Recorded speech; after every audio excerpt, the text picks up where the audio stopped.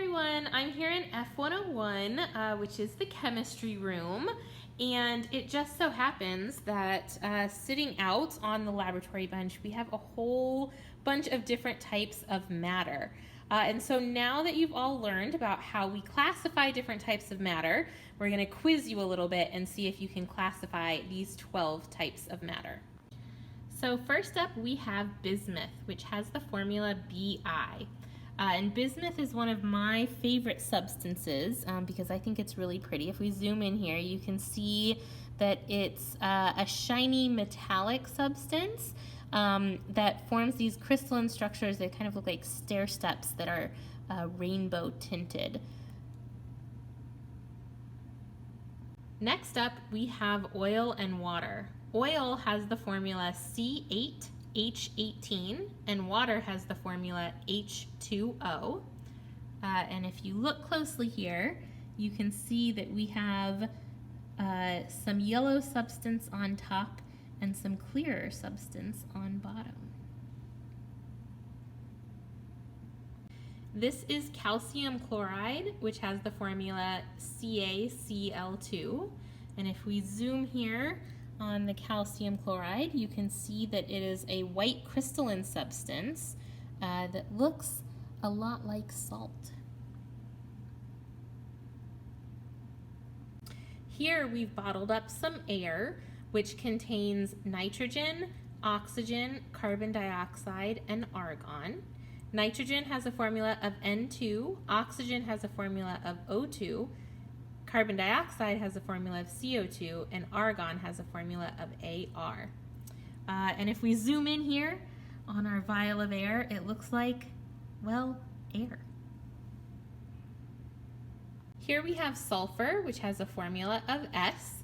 And if we zoom in on the sulfur, we can see that it's a very pretty light yellow color. But one thing that is not so pretty about sulfur is its smell. Sulfur is usually pretty stinky. This vial contains copper sulfate and water. Copper sulfate has a formula of CuSO4 and water has a formula of H2O. And if we zoom in here on this copper sulfate and water, we can see that it's a clear blue liquid and it looks like there's no solids or anything floating in there.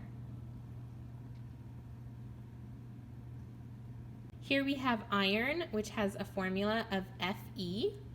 And you can see that these are iron shavings, and so they're very small little pieces of iron inside there. They're also pretty heavy because iron has a pretty large density.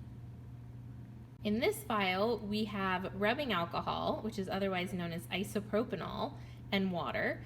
Isopropanol has a formula of C3H8O, and water has a formula of H2O.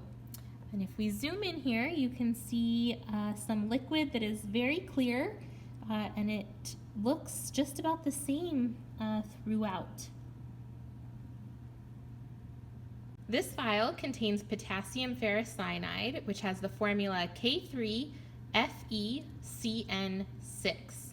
And if we zoom in on this potassium ferricyanide, we can see that it's a very bright red color. And you can also see a lot of shiny crystals in there. This vial contains iron and sulfur. Iron has a formula of Fe and sulfur has a formula of S. And if we zoom in here, we can see that there are some dark brown chunks of material as well as some light yellow chunks of material in this vial. All right, here I have everyone's favorite substance, caffeine, which has a formula of C8H10N4O2. And if we zoom in here on this caffeine, you can see that it's a nice white powdery solid.